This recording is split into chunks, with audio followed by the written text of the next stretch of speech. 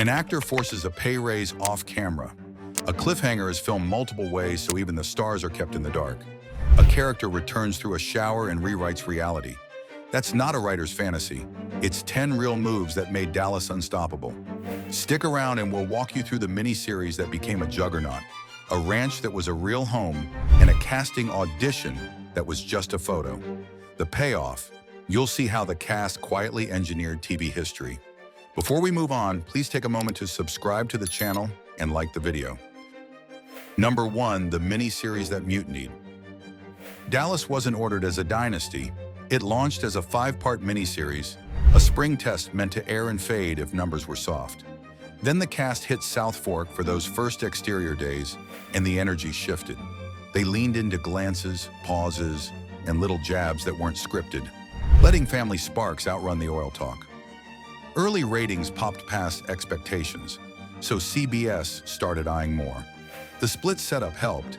Exteriors at the real ranch gave scenes movement, while Lorimar interiors let actors control pace and improvise beats that felt lived in.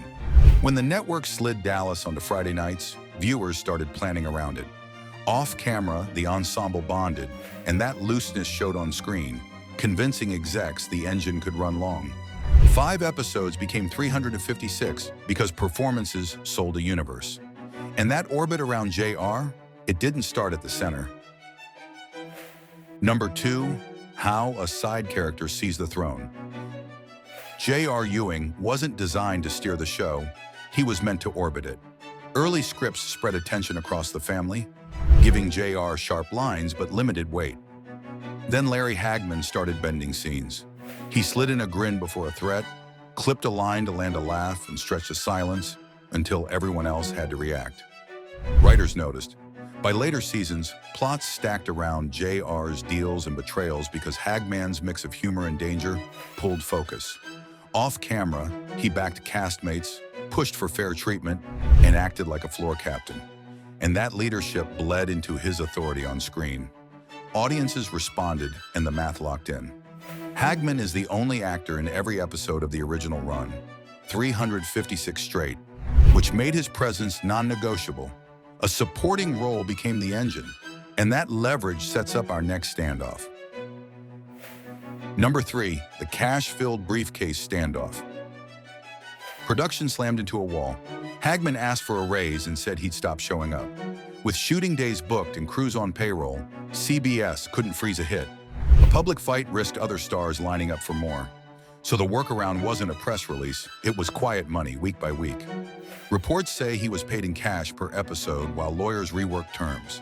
That kept cameras rolling and protected ratings, because Dallas without JR looked like a hole in the schedule.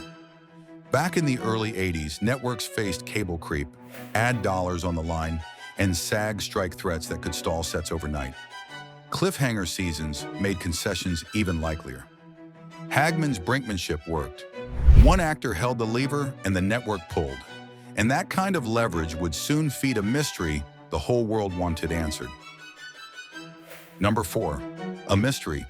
So big, even the stars were blindfolded. Who Shot J.R. jumped from a TV teaser to a worldwide guessing game. Producers locked the answer down by filming multiple endings with different cast members pulling the trigger. Bobby, Sue Ellen, even Jock. So no single leak could ruin it. Rumors flew. Set chatter tightened. Reportedly, only Linda Gray knew early because she recorded a summer voiceover that named the shooter. Even royalty wanted in. When Larry Hagman met the Queen Mum, she asked, "Who did it?" He kept quiet, saying, "Not even for you." The SAG strike stretched the gap between seasons, which only made the tension worse and the speculation louder. With no one sure of the truth, performances stayed sharp and open-ended. The result was more than a twist. It was a cast-wide blackout that turned viewers into detectives. And when the reveal arrived, the audience showed up in force for the verdict. Number 5, 83 million witnesses, one villain crowned. When the answer finally aired, the country treated it like an event night.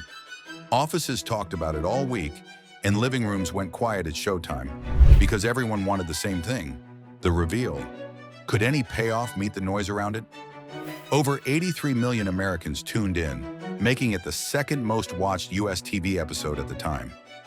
The moment spilled overseas too, with news segments, jokes, and late-night parodies turning the mystery into a global shorthand for TV obsession.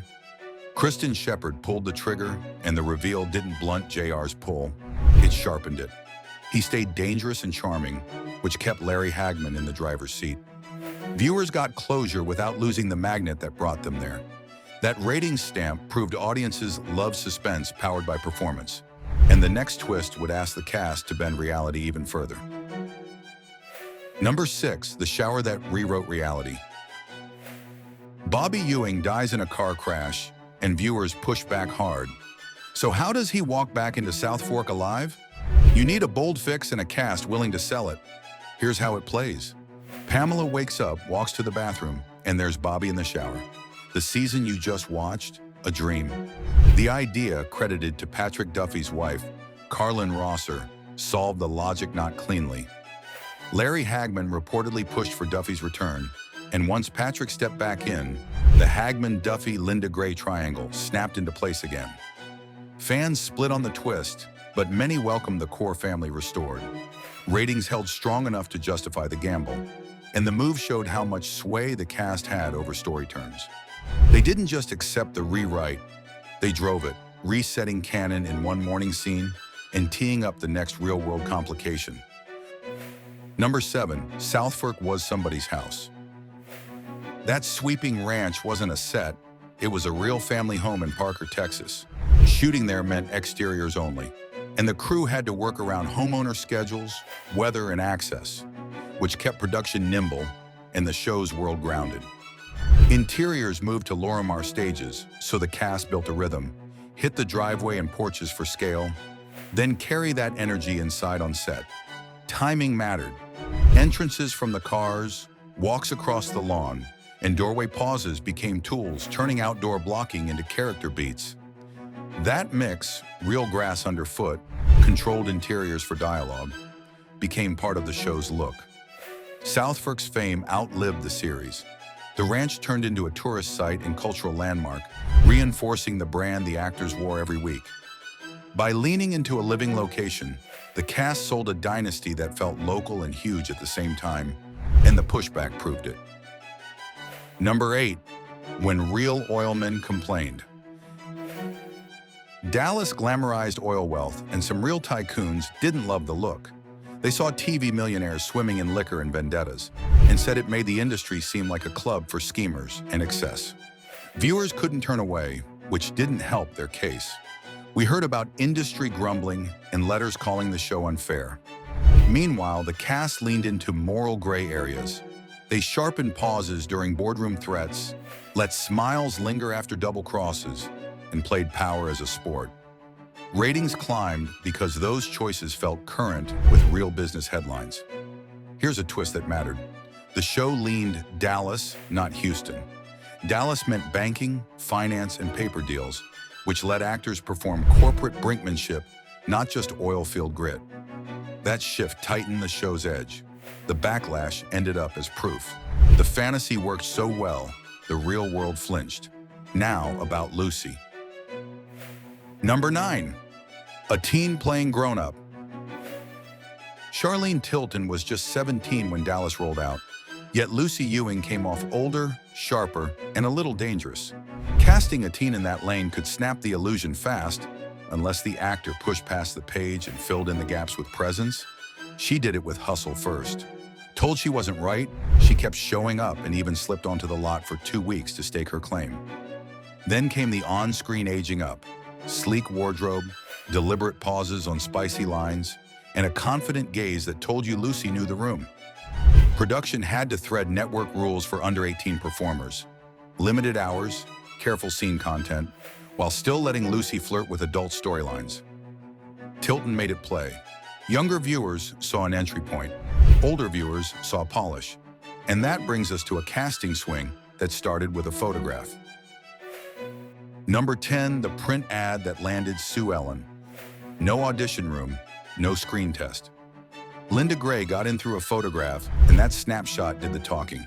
Casting a pivotal spouse from a print ad could backfire, right? Only if the actor shows up and refuses to be scenery. Gray did exactly that. On arrival, she pressed for layers, vulnerability, ambition, steel under glamour, and kept meeting with producers to argue for scenes where Sue Ellen wasn't just reacting, she was deciding. Storylines widened, alcoholism arcs deepened. Confrontations gained bite because she pushed for agency and consequence, not just melodrama. That trust solidified fast. Reports say she was among the very few told the J.R. shooter in advance, a sign the team counted on her judgment and discretion. A single photo opened the door. Her choices made Sue Ellen central. Next up, we see how fans and critics pushed back from the real oil world. Dallas made it clear, the stars didn't just read lines, they steered the whole ride. 14 seasons and 356 episodes tell you how far that control went, with viewers sticking around because the cast kept raising the stakes on and off camera. Linda Gray put it simply, "It always puts a smile on my face." That's the sound of leverage working. Want us to break down another actor-led power play? Tell us which classic show you're curious about next. Dynasty would be a strong candidate, with its own ensemble fireworks and behind-the-scenes muscle. When performers steer, the script learns to follow. That's Dallas front to back.